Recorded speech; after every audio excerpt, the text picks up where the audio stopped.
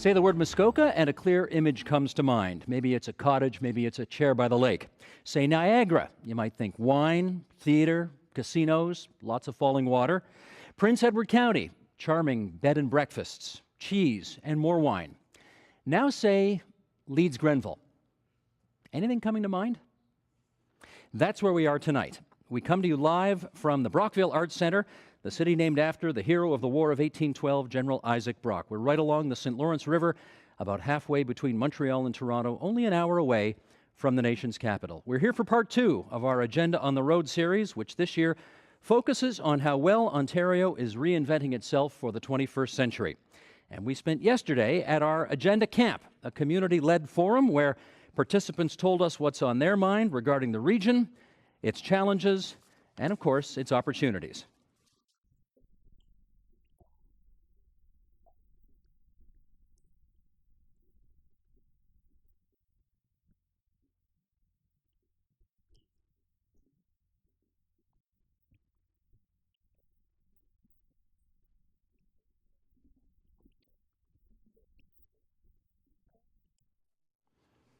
That from yesterday's Agenda Camp, and that's where we're going to pick up the conversation tonight. How do the small population centers across this province, like Leeds Grenville, where we are tonight, survive and maybe even thrive in a rapidly changing 21st century Ontario? Joining us to discuss that, Bob Runciman. For 29 years, he was the Conservative MPP for this area. Later this week, he'll start driving in the other direction as he starts to take his place in the Senate of Canada. David Henderson is the Mayor of Brockville. Matthew Raby works in the Leeds and Grenville Diversity Partnership with the United Way. Su-Ling Ching is the CEO of the Brockville YMCA. Sandra Lon is the former mayor of Prescott, a town of about 4,000 near here. And Vasiliki Bednar is with the Martin Prosperity Institute at the University of Toronto. We also want to tell everybody that our web producer and fifth column blogger Mike Miner is also here up in the balcony. He's going to be hosting an online chat on our homepage, tvo.org/theagenda. So visit the homepage and share your thoughts, your questions about tonight's issue with Mike, and we'll be hearing from him a little later in the program. Thank you for coming tonight, and thank you for your wonderful welcome to your community. We had a great time yesterday at the Agenda Camp.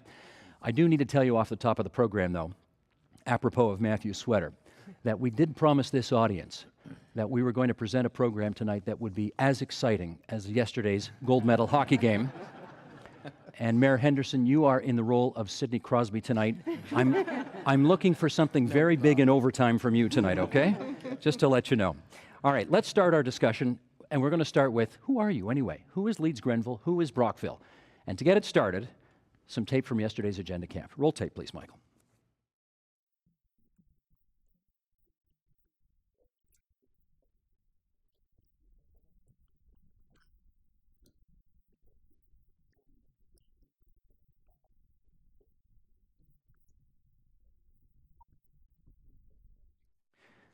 We spent a lot of time yesterday trying to figure out what this place was, this city in particular and this region in general. As we suggested, you say Muskoka, you kind of know what you're getting. You say Prince Edward County, you kind of know what you're getting. Bob Runciman, you've represented this place for a long time in the provincial parliament. When you say Leeds Grenville, what are people supposed to think? A great place to visit and a great place to live. I think you have to look beyond Brockville. We can't focus simply on Brockville because Leeds Grenville is made up of a lot of components which I think many are doing quite well. If you take a look at North Grenville, for example, it's one of the fastest growing municipalities in Canada. You look at places like Merrickville, the village of Merrickville, which is very, very successful.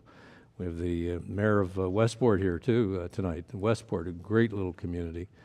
There are pockets of the riding that are suffering, there's no question about that, and we've seen some significant job losses. I'd say Gananoque perhaps has been the most challenging situation in terms of manufacturing losses. But I think when you think of this area, you should think of all of the great people who live here, the great natural assets we have with the Thousand Islands, the Rideau Lakes. It is just a wonderful place to live and raise a family. Okay, you represent the city as opposed to the region. Yeah. When we think of this area, when we think of Brockville in particular, what do you want us to think? Well, I think Senator Runciman touched on it. How does that sound, Senator? I know it's very official, isn't it? It's going to take a while. Okay. But we have a very large area, and it's very diverse. And we've got this. Diverse in what respect? Well, we've got this small urban core in Brockville and Gananoque and Prescott. And if you were in Toronto, you wouldn't even call it an urban core. It's that small. And then most of our area is spread out over this large geographical area. And we've got tourism sectors in certain parts, and we've got a bedroom community in another part, and we've got a heavy industrial part, and we've got an old industrial part. So it's very diverse in that way. And it's challenging. We saw it yesterday that we all keep talking about we've got to pull together, and yet we've got a lot of different challenges and different strengths from our past, and we got different assets. And that came up moments a lot of times yesterday about how we build on those things. Well, it's hard just to go in one direction. We're going to talk about all this throughout the course of the evening. Okay, you used to represent Prescott. You were the mayor. One of the smaller communities, as we said, about 4,000. Brockville's about 24,000. What do you want people to think of when they think of this part of the province? I think they think immediately of the history of this area. I like to think about something that Bruce Hutchison said in The Unknown Country, history book that was long before your time, but some of us might remember it. And he said that it's out of these old stone houses and these people that lived along the river where Upper Canada was first settled. So there's a very, very strong tradition of democratic government, local government, and making great decisions for what Bruce Hutchison described as the British Empire.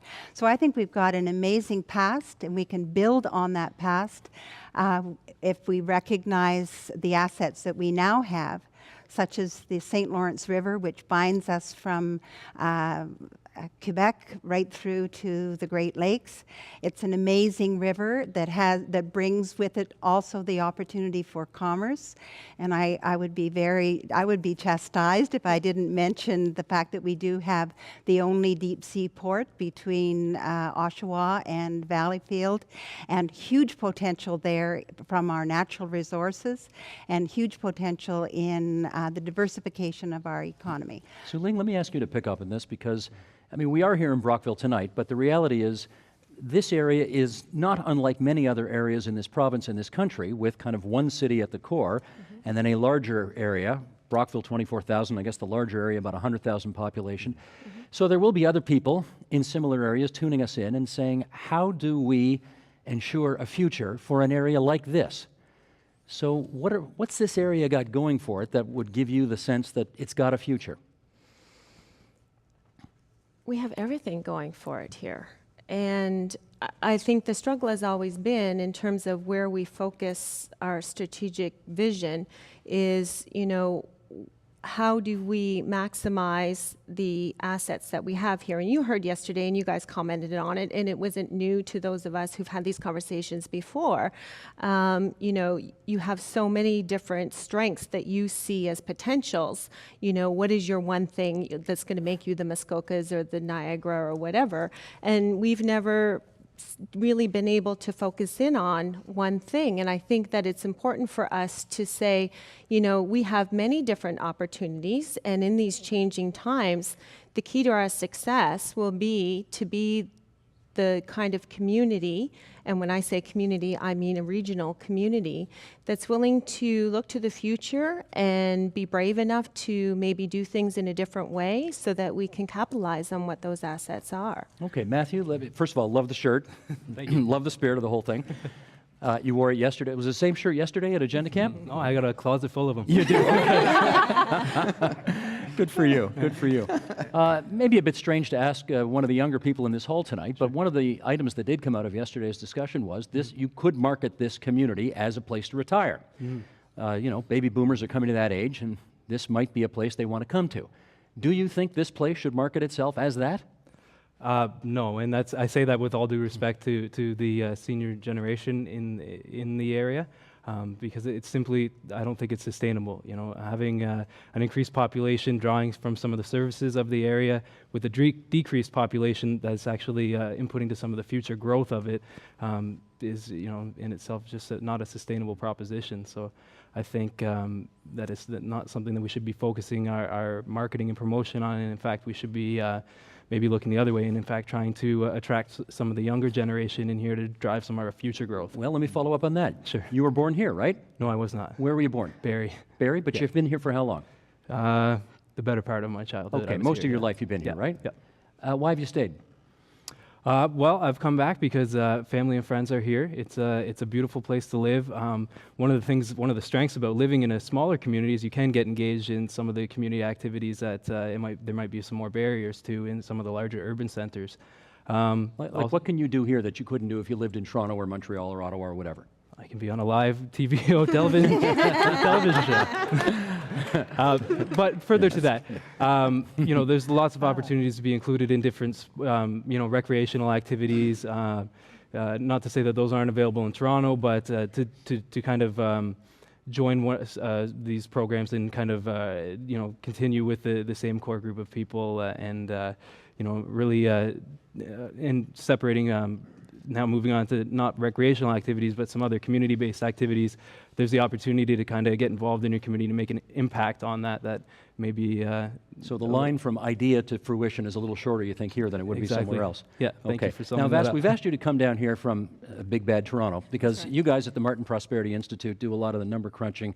You study comparable jurisdictions. Yes. As you look at this area, again, Brockville, 24,000 population, the wider region, 100,000, and compare it to comparable jurisdictions around North America, what do you see?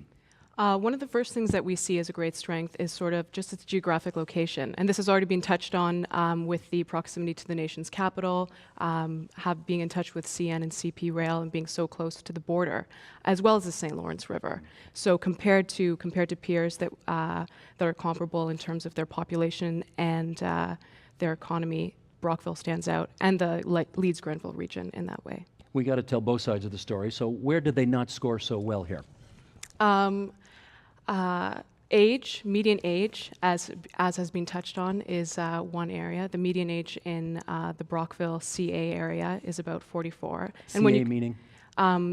The county area. Okay. And then from when you compare that to Big Bad Toronto, that's at about 37, 38. So maybe that's something that we could talk about later when we're talking about these age disparities. But that's median. It's not the average age. It's just the middle age of the population. How old are you, Matthew? 28. 20. So you're dramatically younger than the median age of people here. Well, I wouldn't say that. Well, sorry, I'm just doing the math, my friend. I'm just being diplomatic. I'm just doing the math. Okay, Sandra. I think the wonderful thing about having diversity of ages is that the young bring their technical smarts and their physical vigor and so on. But the older people bring a lot of wisdom and a lot of creativity that they've learned down through the years. And they serve as volunteers in the community and do a lot of amazing things to make this a really attractive place. And I wanted to mention also, when you asked the question, what can you do here that you can't do in Toronto? And the list is very long, but not too long ago, a young woman who was a very talented athlete in our area and won world championships in race walking, she made the statement that now she lives in Toronto. Her children don't have the same advantage that she had living here.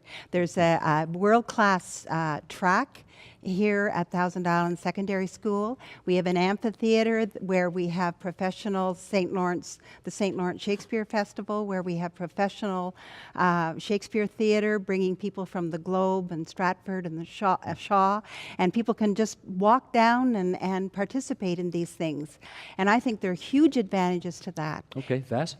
I think Sandra's recreational points are really great ones, but when you ask that question, what can you do in Brockville that you might not be able to do in Toronto, I think jobs and the types of jobs are a good example.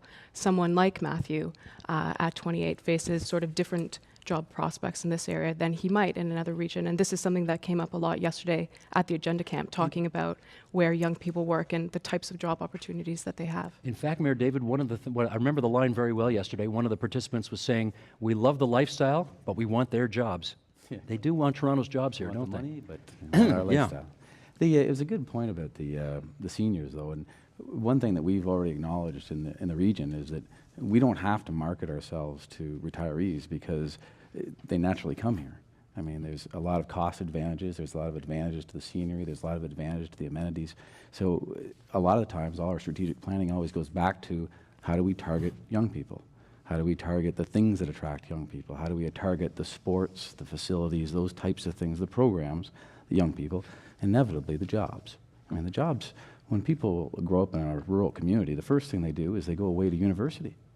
Well, the closest university is Queens or Ottawa, and that's just a thing that we have to deal with. You got St. Lawrence College here. We do, and that Small, caters though. to a certain demographic, but some people will go to university, and our challenge is to get them back, is to make it attractive here for them to come back when they get a little older, when they'll bring potentially other jobs back with them, when potentially they have family, to make it attractive for them to come back then. Let me ask Bob Runciman, do you think this community should be focusing more, marketing itself to the rest of the world as the place to retire to and the jobs that might be associated with that?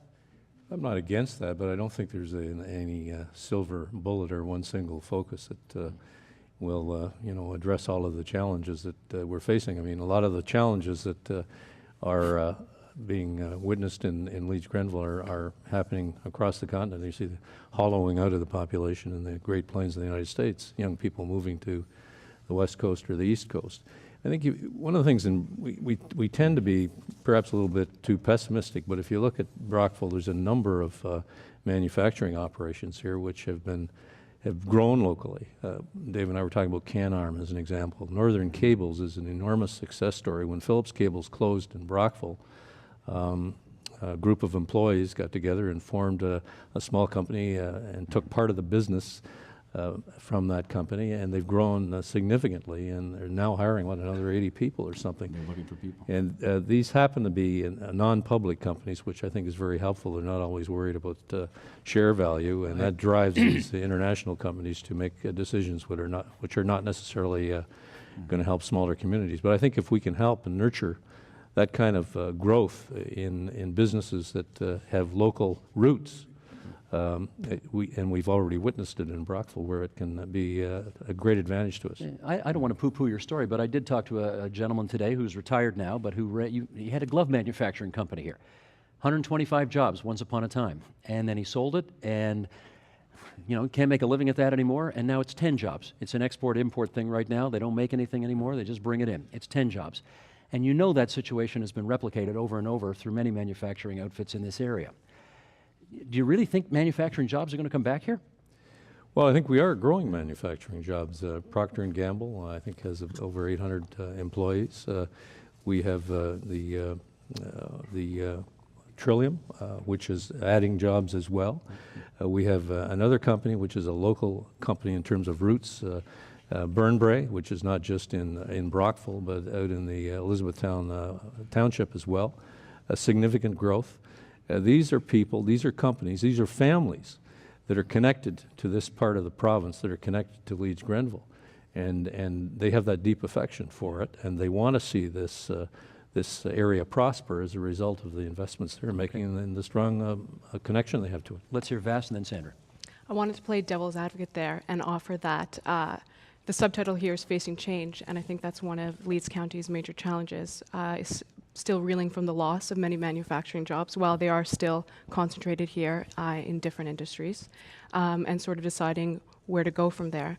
And through our number crunching, about 47% of the labor force here is employed in more service class type work. So administrative, supportive, clerical work, and then creative class and working class work, which would encompass the manufacturing, are basically on par at a quarter each. So that's just to sort of contextualize where we are right now when we talk about where we might be going. And I think that creative class being tied into the working class, so sort of being on par at those levels, it's sort of a question of where are you going to see the growth and where are you going to see a decline. Sandra. About 50 years ago, DuPont came to this area and was very, very successful, changed the face of the whole community. And in the last 5 years, we're seeing a growing trend in the area along the Seaway. And we look at in the village of Cardinal, for example, where we're seeing the bioeconomy strongly at work after 150 some years in that village. And we're also seeing the huge effort that's gone into into, rather than a petrochemical-based industry and feedstock such as DuPont was, but looking at biotechnology and bio-based feedstock. And I'm very much involved with the Township of Edwardsburg Cardinal and the Eastern Ontario Model Forest, because we've recognized that we have the most significant contiguous hardwood forests in North America in this part of Eastern Ontario.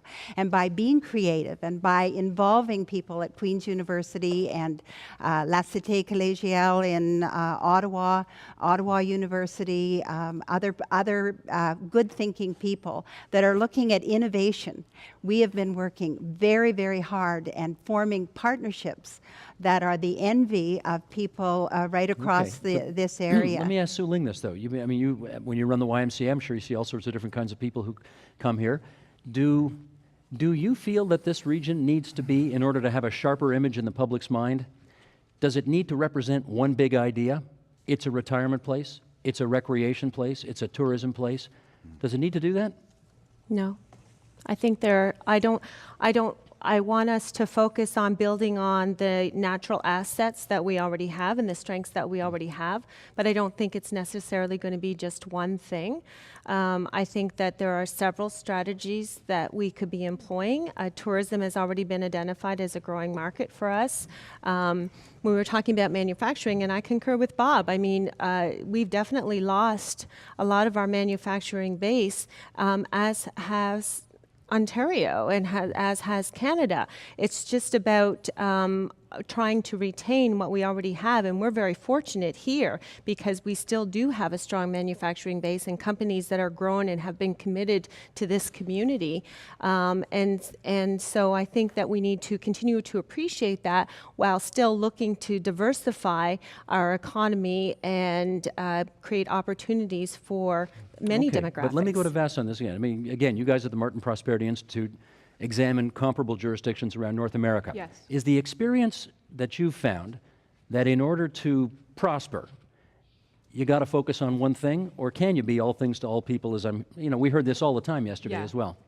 We found that focusing on one thing often isn't the way to go. So there are sort of three main suggestions that the Martin Prosperity Institute has for rural economies. The first is to think big. The second is to look big, and I'll explain what that means. And the third is to try to use a shotgun and not a rifle, which sounds violent, and it's not to say that we're endorsing guns in any way. But it sort of speaks to Sue Ling's point about looking to having sort of many smaller successes instead of looking for that one silver bullet. And then the final one is sort of a secret tip, which is as much as possible to be lucky and to be ready. You can't always predict when great opportunities will present themselves, but part of being a strong region and a strong city is being ready to meet those challenges and opportunities as they present themselves. Mayor David. I think to tie some of these things in, because I know you touched on a bit of a contradictory, that we shouldn't go into the industrial, or maybe the industrial is leaving, but the numbers that you actually presented yesterday about our knowledge, skill base, our talent pool, it was at the top of the scale.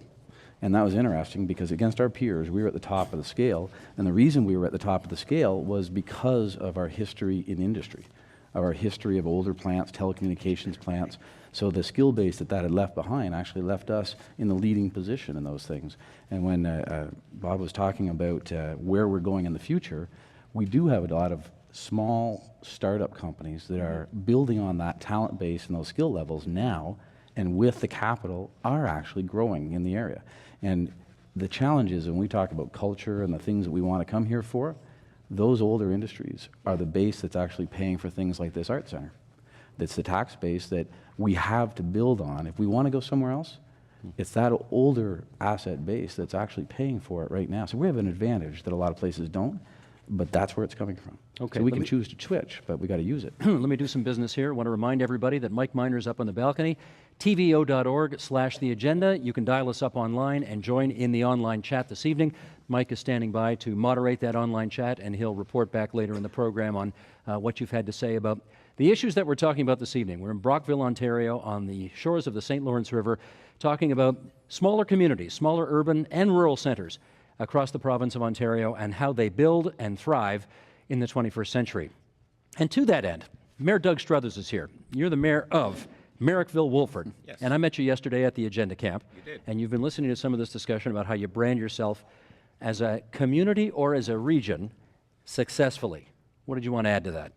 Well, I'll underscore that, yes, it is a challenge, and I'll use a recent experience in my municipality, and our branding is Merrickville, Jewel of the Rideau. Merrickville is the destination. We're a tourism-based economy.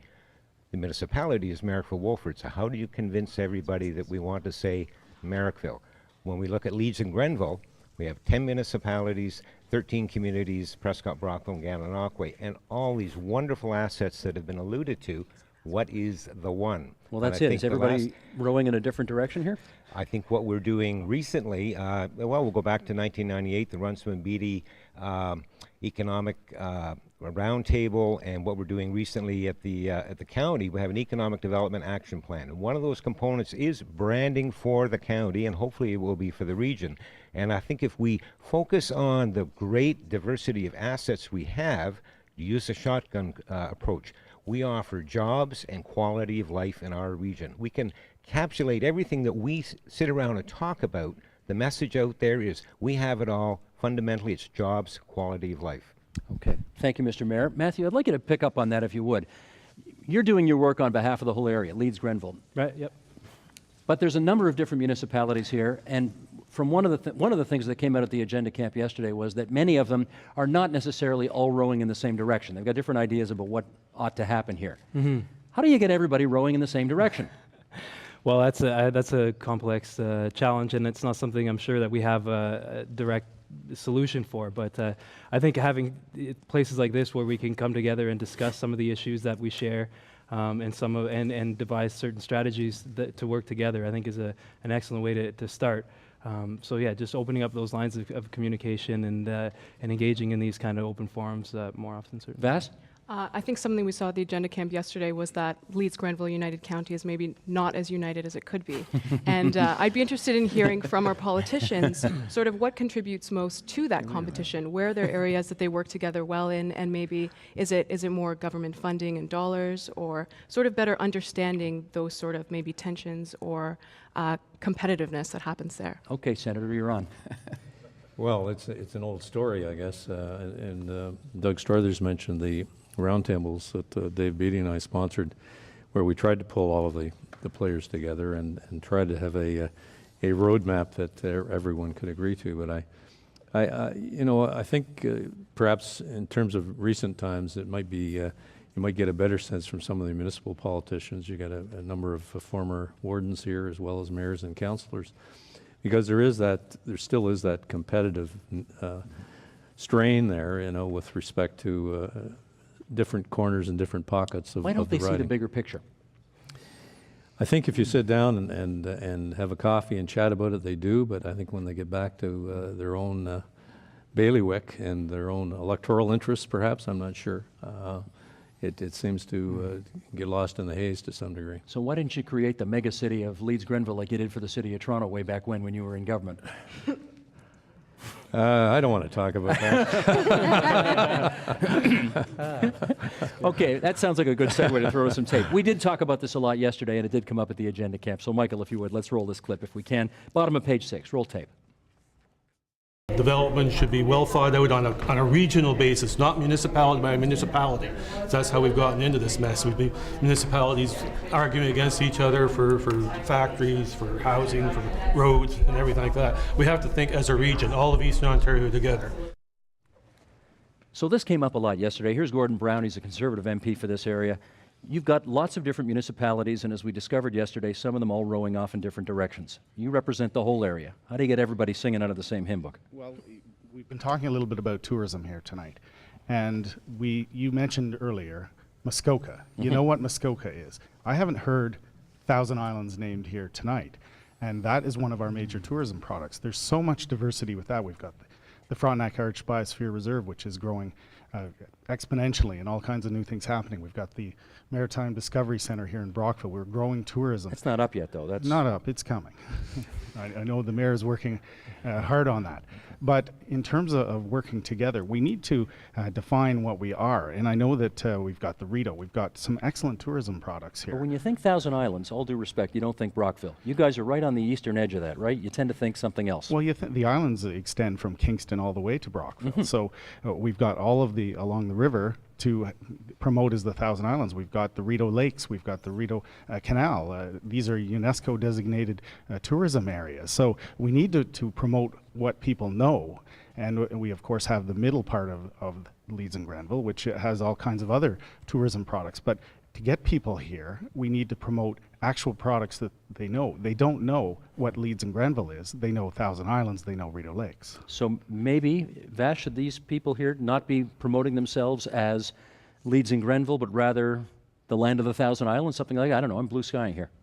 Well, that would depend on what they all want to agree about their competing vision for. That would be a really tourism-dominated strategy and vision to bring people in. And Okay. I'm not sure how comfortable everyone on the panel would be with a direction like that. Well, I know that our new Senator Runciman, he has taken that up, and he has designated his area as Ontario, Thousand Islands, Rito Lakes in the Senate of Canada.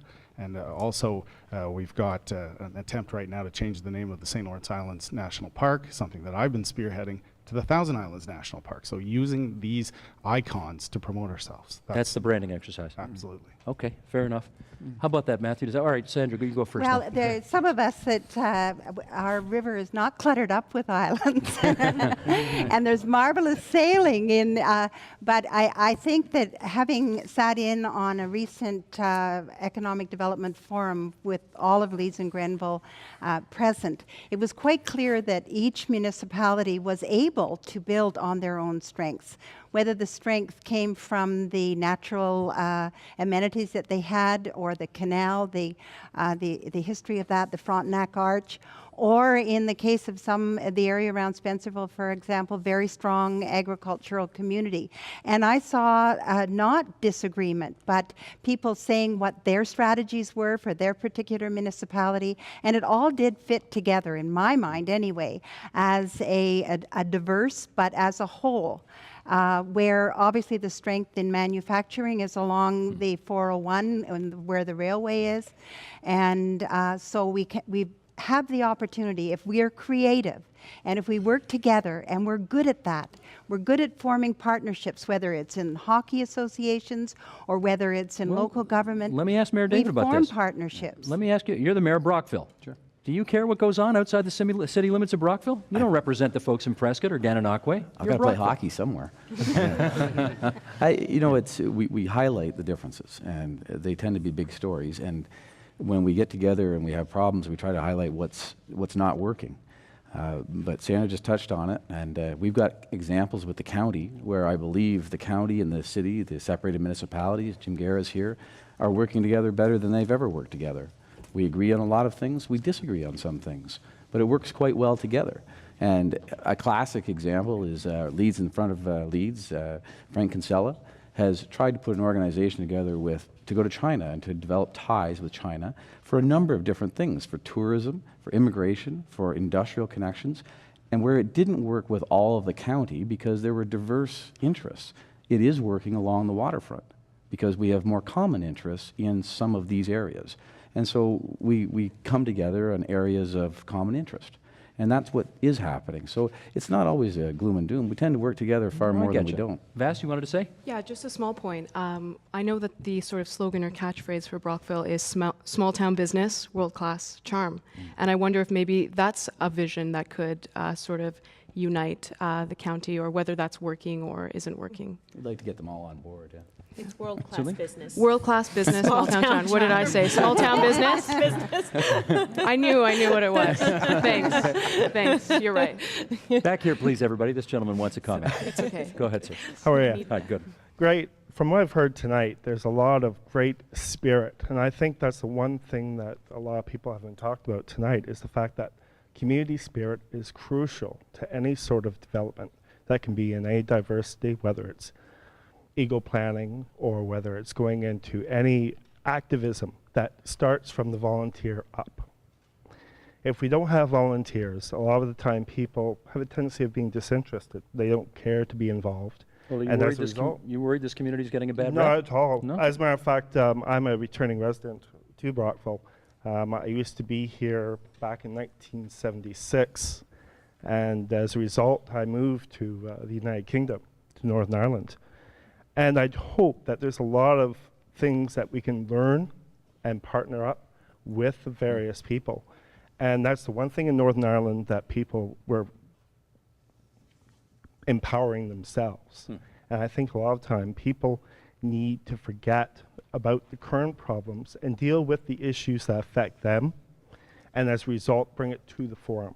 Okay, let me go up to the balcony for a second, because I think Mike Miner's been monitoring the online chat. Thank you for that, sir, incidentally.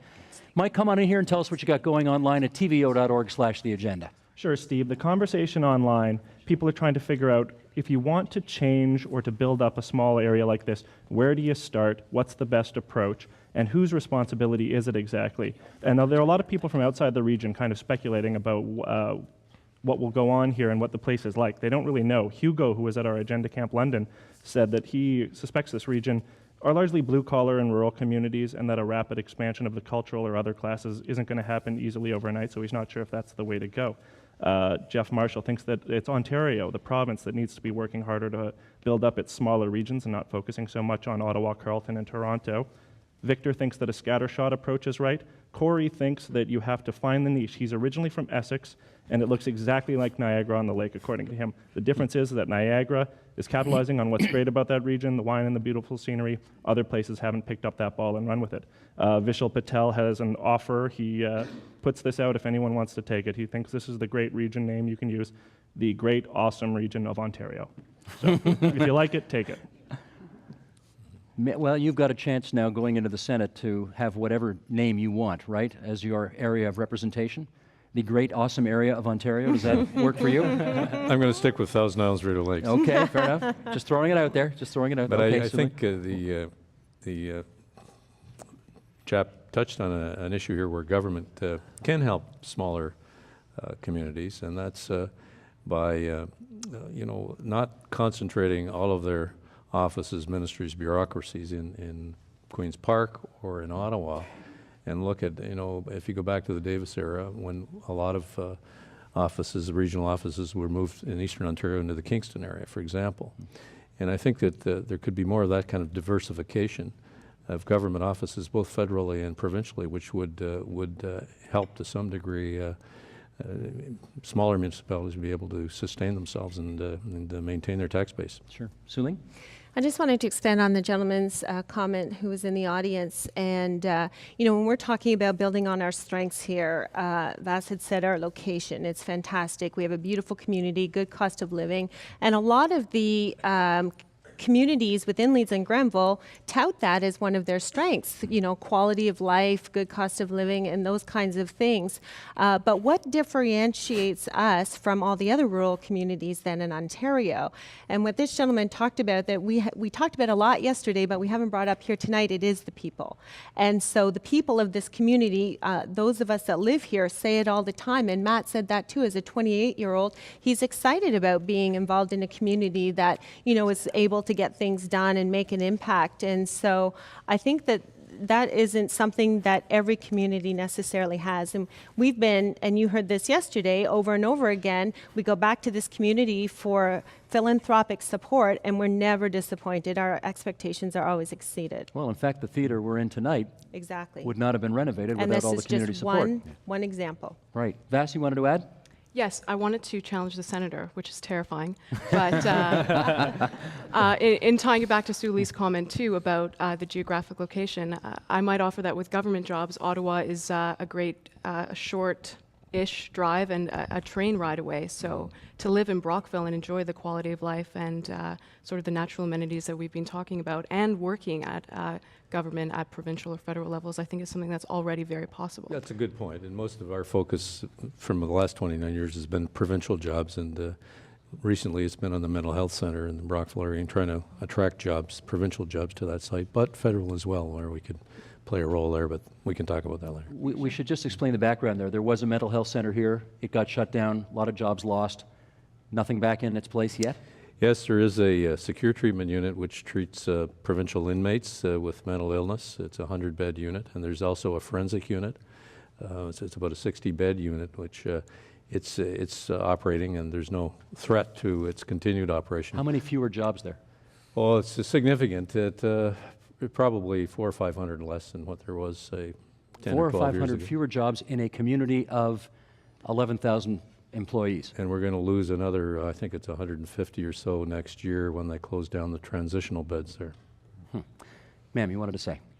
2 quick points. One is that, to me, the common thing about this region is that the communities are all wonderful communities to live in. There's no gridlock. The physical attributes, the hiking, the sailing, the diving, whatever one wants to do, it's all here. So people should come here, live here, and work from here. And so many jobs are portable these days that that can be done. Second point I would like to make is that I think many governments, the higher levels of government, provincial and federal both, when they think of economic development, think of either really rural, as in agriculture, or they think of big cities. And the medium-sized cities and the small cities sometimes fall between the cracks.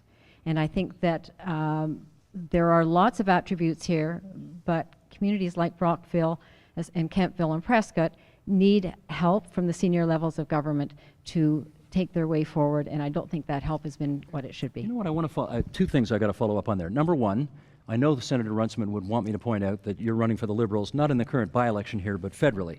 Yes. Right, you're the nominated candidate. Second of all, we were surprised yesterday at Agenda Camp how few people said, we need the government to come in here and solve this for us. We've seen that a lot in some of the bigger cities where we have previously done agenda camps. We didn't see a lot of that here.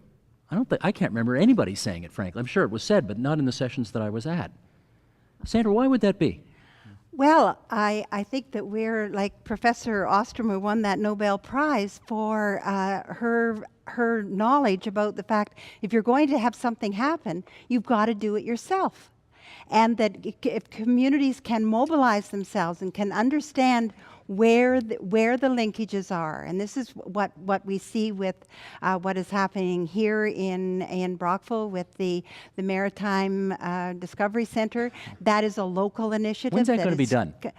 I don't know, but does anybody know? 'Cause I know I've heard a lot about it the last 2 days. That if you really want something badly enough, you're going to create the partnerships, you're going to be creative, you're going to pull the right people together and make it happen. Okay, quick and that comment has here. happened over and over again in Leeds-Grenville. Quick follow-up here? I'm not looking for the government to fix everything, but many major projects, even the one that Sandra was just talking about, do have a fair bit of federal and provincial government money in them. Including this theater. Absolutely, and so it's not doing it for us, it's helping us.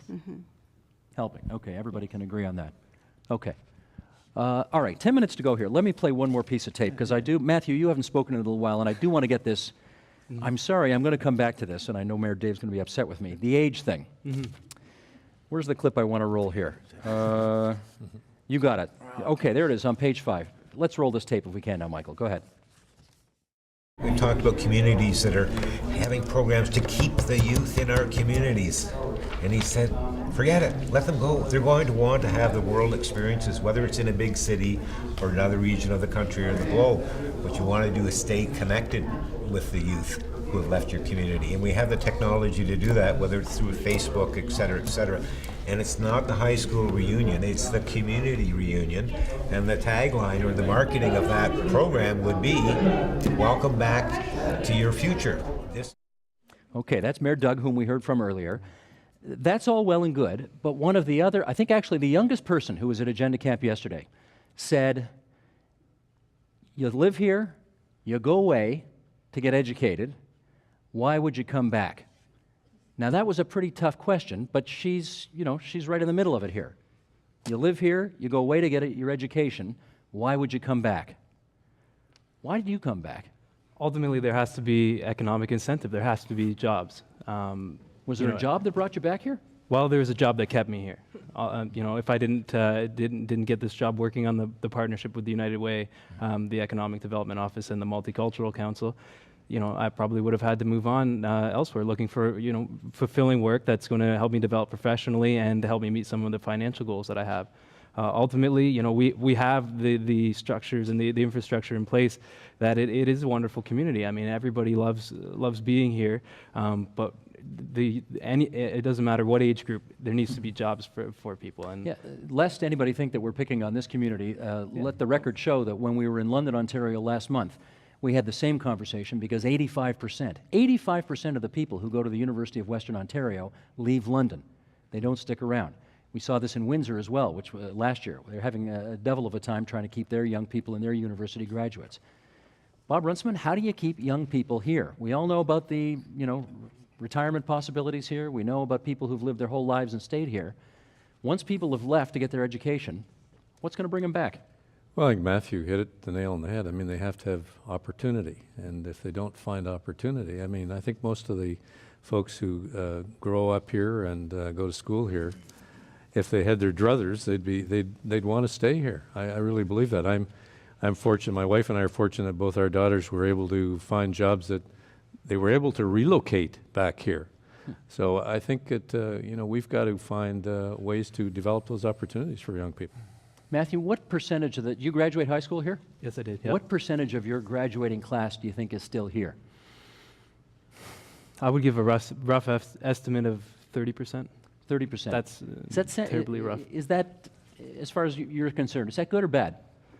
Well, it's bad because I have friends that are in too many places and it's hard to visit them all. But you would have hoped that more than 30 would have stuck around. Well, I mean, it's hard to say exactly because it's wonderful that I'm still at a young enough age, I think, that people should be going out and experiencing life and experiencing, different aspects of life that, as much as there is to do here in Brockville, there's more to the world than Brockville. And I think, maybe we'll see in the future more of my classmates moving back here. I certainly hope so. God. Vass? I want to counter that the 30% might be good or even okay. If we're thinking bigger and we're thinking about the region and the province, having Brockville endow young citizens with a great sense of community and citizenship and inclusiveness, and then going to an institution of higher learning somewhere else in the province and maybe sticking around or bouncing around some of those other areas, it still and can and perhaps should be viewed as a strength, even though we view the loss of younger people in a negative way, almost like an abandonment. Yeah. Less than 5 minutes to go. Let's get one more question in. Why don't we use a solution that's right underneath our nose? Everybody wants a future, young people especially. We have a wonderful area. It has incredible assets. Why don't we use this and build a sustainable future, as in the Brundtland Commission? Do innovative projects, create viable alternatives, get our young people interested and empower them, get them off to school, bring them home so that they can undertake exciting new ventures. Let them bring their families here. We can have everything, but it will take all of us to bring it together. Everyone will benefit. All the municipalities have different assets in terms of cultural, historic, and environmental things. These are not competitive areas. This is a oneness. We have it all. We can keep it all. Let's get together and do it now. I think she's running for something. That was good. That was good. Let's, in our remaining few minutes here, I want to touch on this. And, I'm not going to pretend that I'm an expert on this area. We've been here for the last couple of days. We've met a lot of people. We've talked to a lot of people. We've tried to get a quick education about life here. There was a bit of a sadness in a lot of the people that our producers, spoke to in the last couple of days. The town's not what it used to be. The area's not what it used to be. The future's not as, in spite of that wonderful oration, the future's not as sharp as we think it ought to be. Can you speak to that, Mayor David? Do you hear that? I've heard it at different times, but you know what I heard yesterday too? I heard a couple of people sit back and say, when we all get together and we start talking about what we have, it's a pretty good place to be mayor of. I couldn't think of a better city to be mayor of because we have our challenges, but it's a good spot. We have good people, good volunteers, a good old industrial base. We have a lot of things that are so good for us. What we don't have is a huge growth right now, like most rural areas. We've got to try and address that. And you know what? We get people like this together, and they put their heads together, and we come up with ideas, because it is a strong community in that sense. We've got a lot of value in the people here. And are we going to solve it overnight? No. Are we going to change the focus a bit? But all of what you say notwithstanding, Yeah. there are people who are leaving this area. There are jobs that are disappearing. Yes, there are jobs coming, but there's lots disappearing as well. Yeah. You do, let me Oh, go I to... sure do, because I'm one of those people. I went away to school and I came back here. Why did I come back? Because I had a job offer when I came back. And there are plants here that have technical jobs, that need engineers, there's doctors required in the area. So you have a flow in and out. We have a small growth in this area of about 1.22% over 5 years is what we're facing. And that's a challenge. Demographically, we're running out of roles. But I want to ask Vass, when you look at areas like this around North America, Yes. is it really possible for them to come back? I think comebacks are possible, but I think that I'd like to see the people of Brockville sort of turn this sadness more into an excitement about the opportunities that this is presenting. Can you give me an example of a comparable jurisdiction that went on hard times and then brought themselves back? No, not at this moment with and using the same kind of sort of terms as the current economic reset that we're going through. Last 30 Just to seconds. be fair, Steve, if you turned around to this crowd and said, how many people, truly, are you sad to live here? Or are you sad because it's not what it was? I don't think you'd get that response. I think you'd get people here that would say, this is the best place to live. And that's why they're here. It is. So, I mean, in all honesty, let's just be fair about that, because people make choices, and we've all made a lot of choices. We could all go to Toronto and make the big bucks, because that's a dream. When you grow out of college, you want to go to Toronto. So many go to Toronto to make the big bucks. But we make choices to come here because it's a great place to live. Mr. Mayor, you get the last word because she's given me the hook. I want to thank our guests very much for coming to Brockville this evening, to this beautiful Arts Center, to participate in tonight's program. I want to thank everybody who participated in yesterday's Agenda Camp. I want to thank our audience for taking time out of their schedules to come and be with us this evening. We really appreciate your contributions and really for making us, I know this came up a lot yesterday, for making us feel so welcome. It was a very welcoming experience to be here over the last couple of days, so thank you very much to everybody.